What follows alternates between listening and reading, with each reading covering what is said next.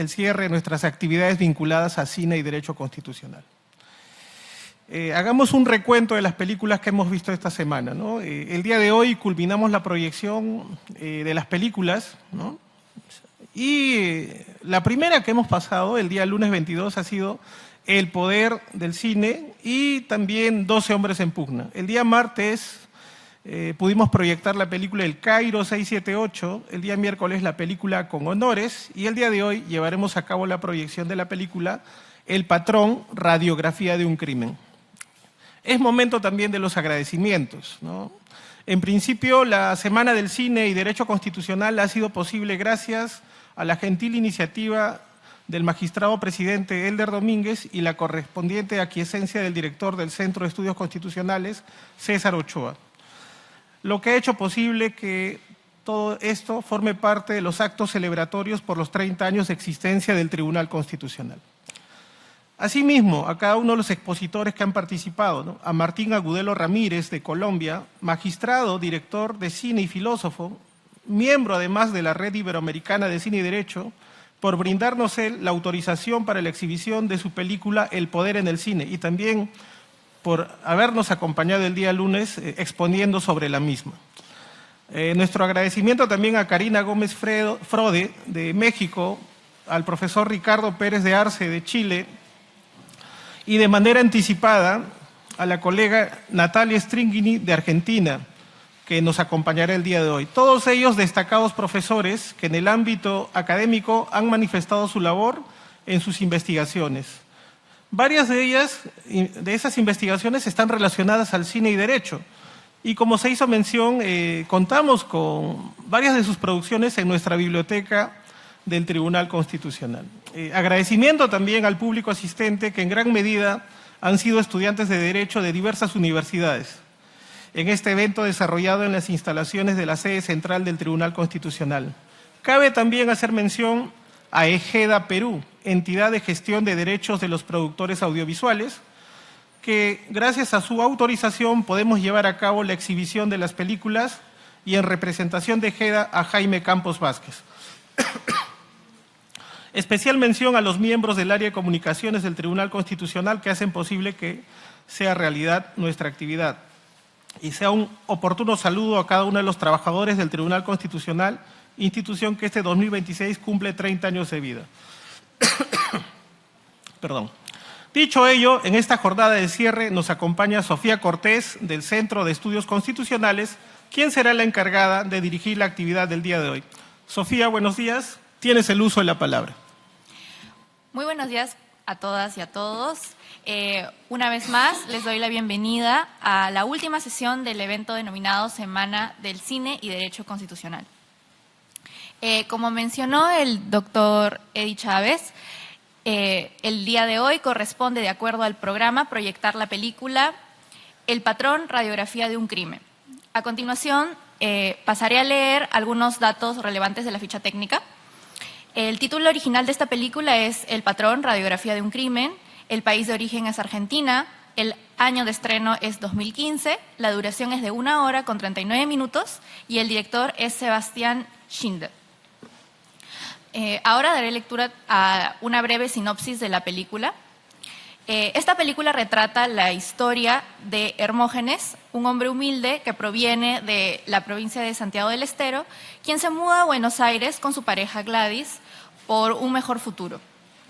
Es en esta ciudad en la que comienza él a trabajar en una carnicería, cuyo dueño es el señor Latuada, que se le llama el patrón, el cual se aprovecha de su inexperiencia y su situación de vulnerabilidad para someter a Hermógenes a condiciones deplorables e inhumanas de trabajo. Entonces, conforme la historia avanza, el protagonista queda atrapado en una relación de trabajo de dependencia y explotación cada vez más profunda, con aislamiento, manipulación y constantes abusos por parte del señor Latuada. Y esta situación llega a un punto crítico en el cual acaba esto en un desenlace trágico y en un proceso judicial, en el cual el abogado Marcelo Di Giovanni estará a cargo de la defensa. brevemente diré que esta película aborda diversas cuestiones, como pude mencionar de la sinopsis, entre ellas la explotación laboral moderna y cómo es que esos abusos o estas condiciones inhumanas de trabajo pueden escalar a tal punto a llegar a situaciones fatales. Pero algo que también la cinta retrata es el proceso judicial que se da luego de esta situación, ¿no?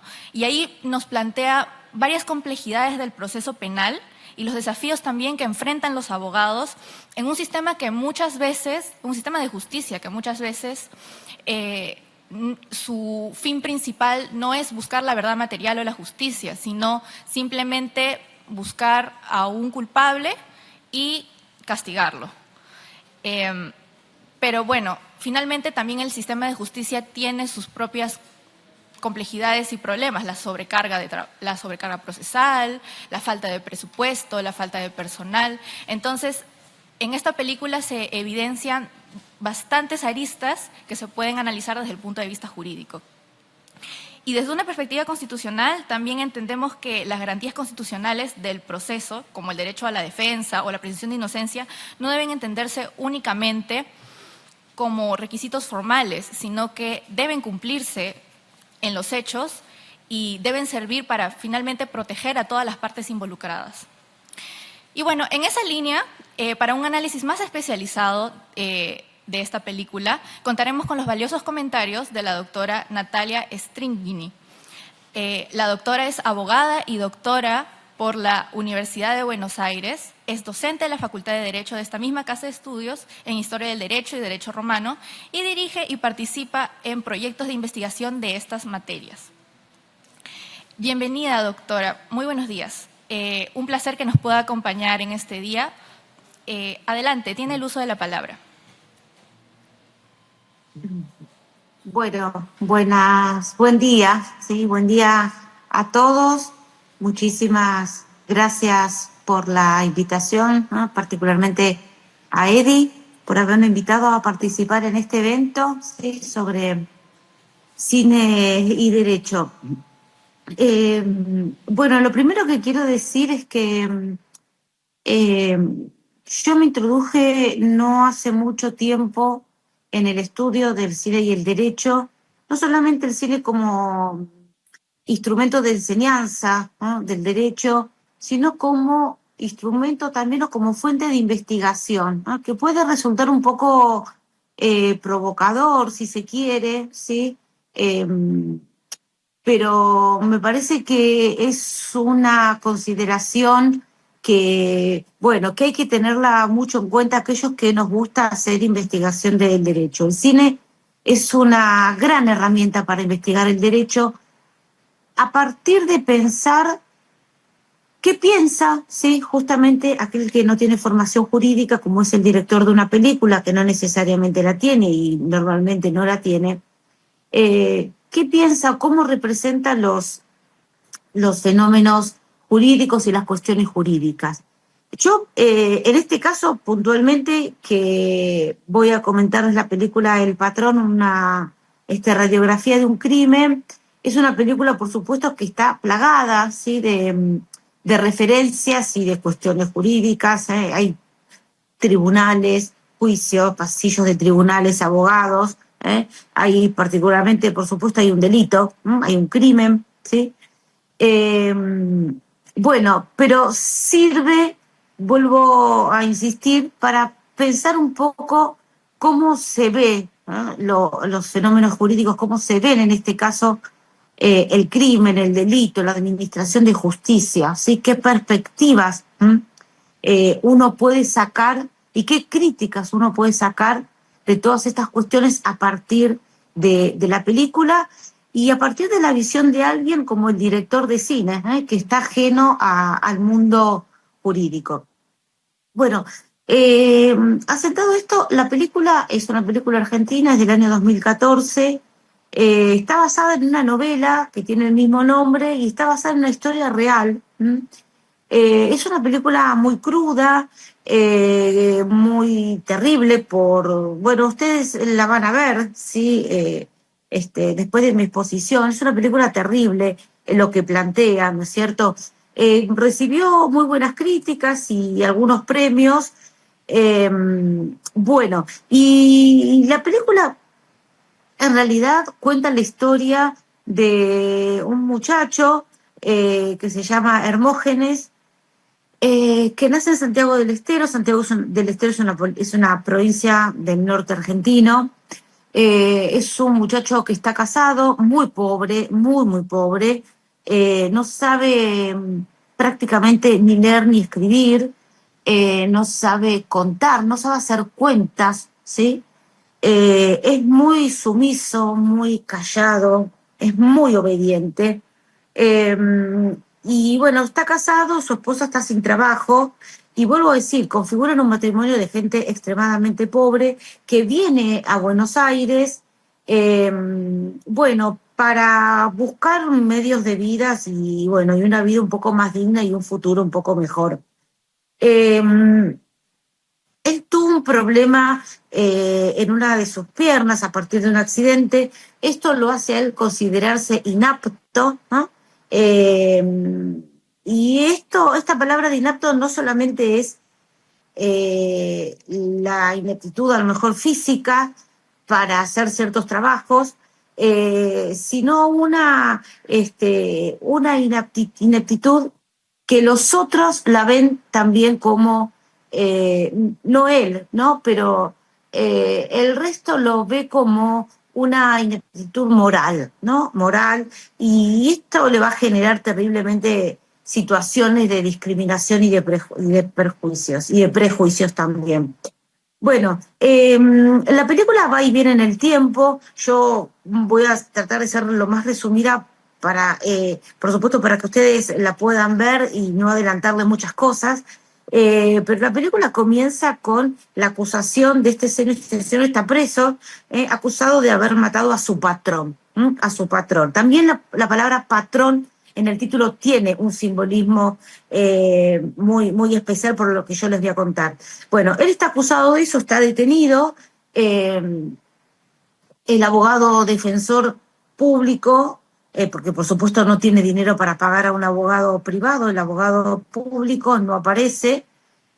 Y una empleada del juzgado, a partir de otra situación que se da, le pide ayuda a un abogado particular, que primero no quiere, por supuesto, asumir ningún tipo de defensa, pero bueno, se ve obligado a hacerlo, bueno, y se introduce en la defensa de este señor, y cada vez que va leyendo la situación y los hechos, bueno, se compromete más en la defensa. De ahí que de ser un abogado que no quería defenderlo o que lo hace obligado, bueno, termina por supuesto defendiéndolo en el proceso. A partir de esto, la película va y viene en el tiempo, ¿no? Del proceso al pasado, y va contando un poco los hechos, cómo suceden, que terminan con la muerte del patrón, que se llama La Tuada, ¿no? Es el otro protagonista, que termina con la muerte de este señor y el juzgamiento de Hermógenes. Entonces, los grandes protagonistas son, bueno, por supuesto, Hermógenes, La Tuada, que es su patrón, y el abogado que se llama Di Giovanni. Está también como protagonista, pero con un papel un poco menor, la esposa de Hermógenes y la esposa del abogado, que bueno, que en algún momento de la historia lo termina ayudando. ¿Cómo es el patrón? Bueno, ¿cómo es este señor La Tuada, el dueño de las carnicerías donde trabaja Hermógenes?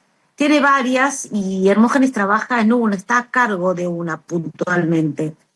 ¿Cómo es este señor? Bueno, es un hombre extremadamente violento, es un hombre que amenaza, que golpea, es un hombre extremadamente violento, no solamente físicamente, porque agrede físicamente y golpea, sino es un hombre extremadamente violento de palabras, es xenófobo, ¿no?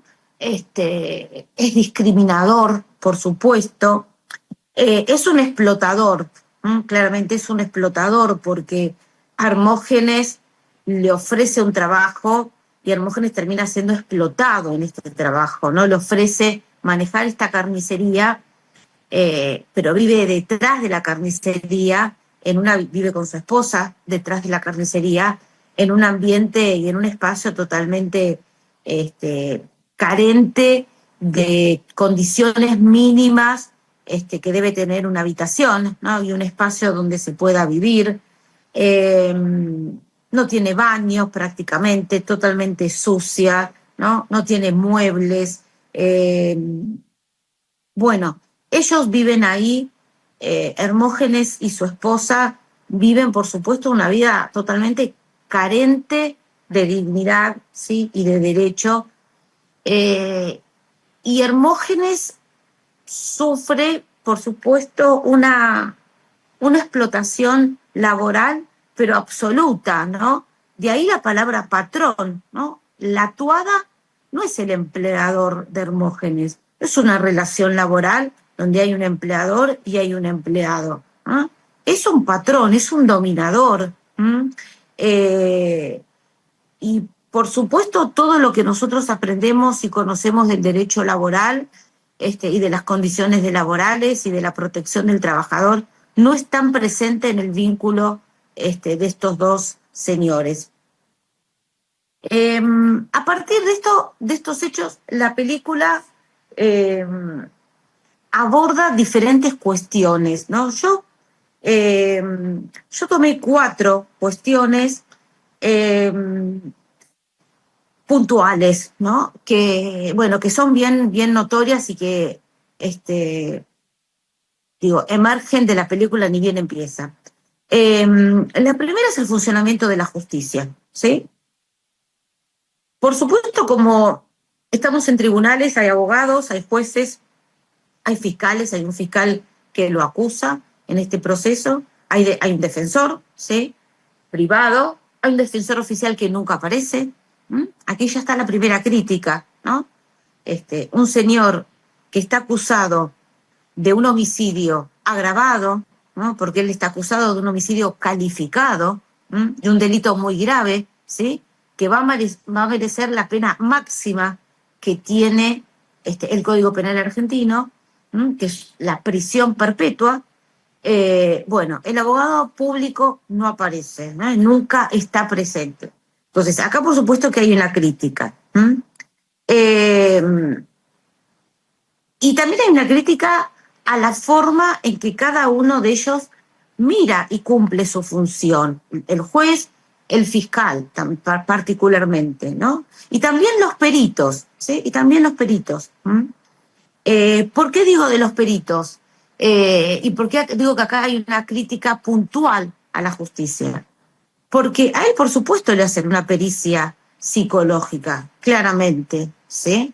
Sin embargo, la pericia psicológica se la hace un médico clínico, ¿no? Quien firma la pericia psicológica es un médico clínico, es decir, un médico que no tiene conocimientos, ni está capacitado, ni está habilitado para hacer análisis psicológicos y psiquiátricos, ¿no? Entonces, fíjense este detalle. No tenemos un defensor oficial, que nunca aparece, la pericia psicológica, que es fundamental por los hechos que se van develando en el proceso y por la forma de vida que tiene Hermógenes, la firma alguien que no tiene formación en psiquiatría y en psicología, ¿no? Entonces, acá hay 2 críticas a cómo funciona la justicia de manera muy puntuales. El abogado también, este abogado defensor, también hay una crítica al principio, porque cuando él lo va a ver a la cárcel y tiene el primer contacto con Hermógenes, lo primero que hace es decirle, Hermógenes, usted está acusado por un homicidio calificado y la pena es reclusión perpetua, pero vamos a intentar hacer podemos bajarlo para un homicidio simple y la pena del Código argentino es de 8 a 25 años, pero vamos a intentar hacerlo por un homicidio con emoción violenta, entonces la pena se reduce. O sea, el abogado le informa así, ¿no? Le escupe, digamos, ¿no? Toda la información que emerge del Código Penal a una persona que prácticamente no sabe leer y escribir, ¿no? con muy poca empatía hacia lo que está pasando. La escena es muy interesante porque cuando termina de decirle esto, Hermógenes se larga a llorar y el abogado claramente se da cuenta que la situación viene por otro lado, que a veces decir lo que exclusivamente dice el Código Penal le puede servir al abogado, pero por supuesto este hombre no lo iba a entender de ninguna manera, ¿no? Entonces también acá hay una crítica a veces a la falta de empatía que el Poder Judicial y que los que integran el Poder Judicial y los actores judiciales, pueden tener por el otro, ¿no? De hecho, él firma el escrito avalando que este abogado va a ser su defensor sin saber leer, o sea, está firmando, ¿no?, algo sin leerlo, ¿no? El juez es un sujeto que quiere en algún punto resolver un poco rápido el expediente y el fiscal es un sujeto que lo único que le interesa es ver de qué manera la conducta de este sujeto encuadra en el tipo penal. De tal manera que la justicia, la crítica que hace el director al funcionamiento de la justicia es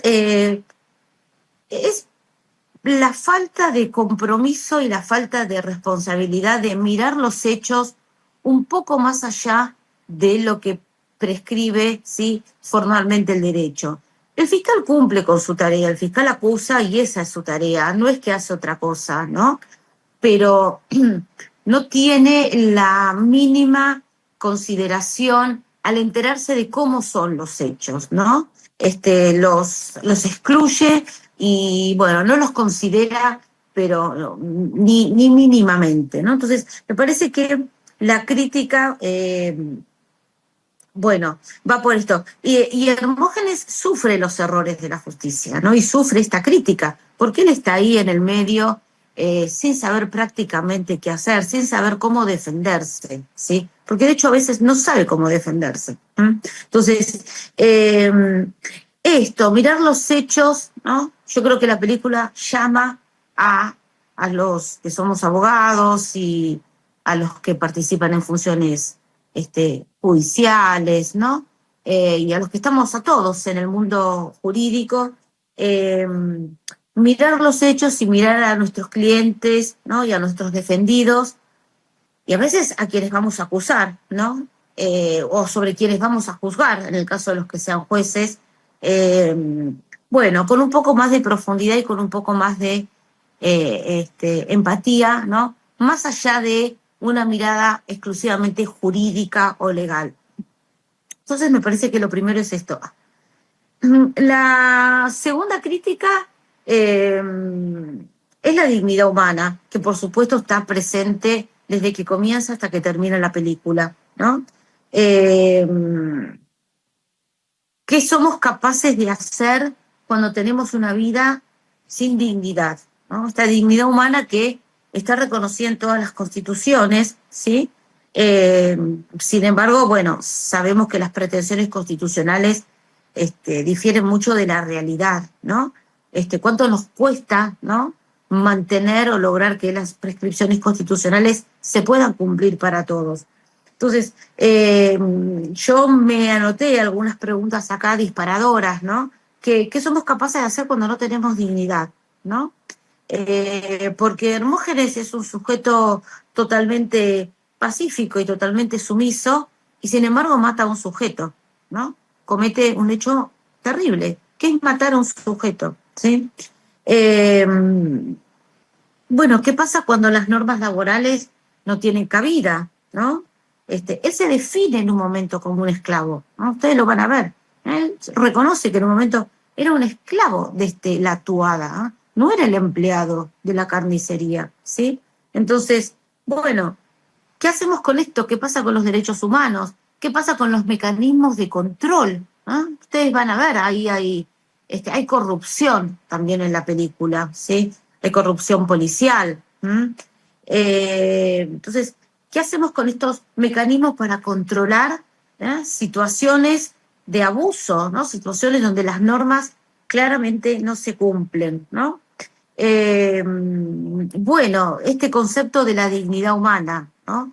Que ser empáticos y pensar en todos aquellos que tienen su dignidad menoscabada, ¿no? En cualquier situación, ¿no? En esta es puramente laboral, ¿no es cierto? Eh, Totalmente denigrada, ¿no? Hermógenes es un sujeto que es discriminado y denigrado en todos los aspectos, ¿eh? Eh, Producto de su pobreza y de su falta de educación, ¿cierto? Así que la segunda cuestión es esta, ¿no? Al funcionamiento de la justicia, la crítica al imperio de la dignidad, ¿no? Como, bueno, cómo debemos mantener esto y luchar por el imperio de la dignidad. Eh, Bueno, la tercera crítica un poco está vinculada con el funcionamiento de la justicia. Es la escena final, la verdad que por supuesto no la voy a contar porque si no les adelanto el fin de la película y bueno, y no lo quiero hacer, ¿no? Pero la crítica de la justicia un poco se refleja en la escena final, ¿no? Como, bueno, como cada uno de los actores eh, trabaja y ejerce su función. Y la cuarta, que en realidad no es una crítica, pero es el cuarto ítem, es el último ítem que yo tomé, es las percepciones sobre el delito, ¿no? Eh, Porque Hermógenes se siente un pecador, ¿sí? Y se siente con una culpa eh, terrible de lo que hizo, ¿no? Eh, por supuesto que no hay dudas que él hizo algo terrible, porque él mata a un sujeto, ¿sí? Eh, Sin embargo, es interesante ver cómo él en un momento pide, fíjense, ¿no? En un momento dice, bueno, si yo merezco que me impongan la muerte, ¿no? La pena de muerte, cuando por supuesto en Argentina, como en la mayoría de los países, no hay pena de muerte, ¿no? Sin embargo, él por supuesto no sabe que no hay pena de muerte, pero sin saber esto, él se autopercibe con una culpa, ¿no? Terrible, y como un sujeto que en definitiva merece pagar, en principio merece pagar lo que hizo, ¿no? No pone ninguna resistencia, no hace una defensa, no se entromete en cuestiones jurídicas porque no lo sabe, ¿sí?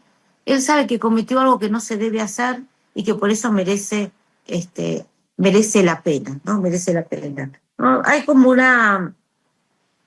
digo, esta falta de educación lo termina siendo como una especie de sujeto, esta es la percepción que yo tuve, ¿no? De sujeto como en algún punto ingenuo e inocente, porque, bueno, no se entromete en ninguna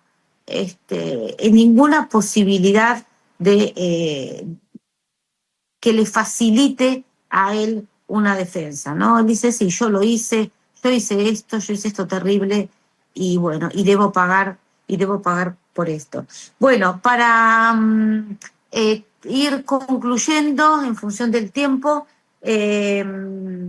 la película plantea estas cuestiones, es una excelente película para analizar desde el punto de vista jurídico, desde el punto de vista penal y desde el punto de vista del derecho laboral, ¿sí? Y sobre todo desde el punto de vista de las discriminaciones, ¿no? Y de las percepciones que tenemos y que a veces vamos construyendo sobre aquellos que viven situaciones terriblemente indignas. Así que, bueno, yo les agradezco la invitación, con esto concluyo y, bueno, los invito, porque sé que la van a ver, así que los invito a que vean la película y que espero que les guste. Bueno, muchísimas gracias.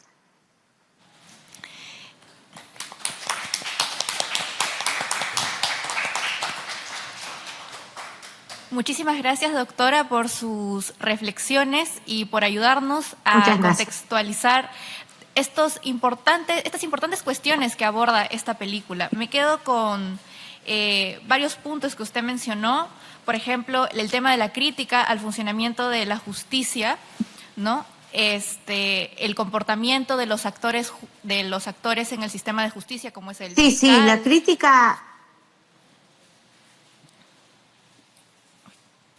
crítica, ¿me escuchan? Sí, se le escucha perfecto. Perfecto. Sí, la crítica es muy sutil, por supuesto, ¿no? Porque, digo, no es que el juez hace algo indebido o algo ilícito, o lo mismo el fiscal, ¿no? Cada uno cumple su función, por supuesto, ¿no? Eso es claro. Por eso digo, la crítica es sutil, ¿no? Pero sí hay una crítica a la justicia porque este hombre eh, sufre los errores de la justicia, ¿no? Sufre claramente los errores de la justicia, ¿no? Y eso es muy interesante, ¿sí? Sí, yo coincido con vos. Sí, por supuesto. Y también me parece que un punto importante es el tema que se menciona de la deshumanización de los casos, ¿no? Justamente que forma parte de esa crítica al funcionamiento de la administración de justicia, ¿no? Cada actor simplemente se limita a hacer su parte y observa el caso como un número más y no como lo que hay detrás, que es una persona, la libertad de una persona que está en juego, ¿no? Entonces, como usted mencionó, hay muchísimas aristas y cuestiones desde las cuales se puede observar, analizar esta película, y agradecemos mucho sus comentarios porque definitivamente nos brindan una pauta para poder analizar esta película. Muchísimas gracias. Bueno, ahora le voy a dar el pase al doctor Eddie Chávez, que tiene unos comentarios. Bien, para cerrar, gracias, querida Natalia, bienvenida siempre. Bien. Gracias, Eddie, por tu invitación. Sí. Bien, para terminar, muy puntual, el último aviso. El día de ayer el profesor Ricardo Pérez de Arce nos mostró unas revistas chilenas de cine y derecho. Las tenemos también en nuestra biblioteca del Centro de Estudios Constitucionales, ¿ya? Asimismo, también se ha publicado acá en el Perú Los Tribunales de Justicia del Cine. Este libro lo pueden descargar de la página oficial del Poder Judicial, pero asimismo también está en nuestra biblioteca. Y como dato anecdótico, ahí hay un comentario también sobre la película El Patrón. Muy bien, ahora, acto seguido, nos vamos a proceder a instalar la pantalla para que podamos ver la película, ¿ya? Gracias.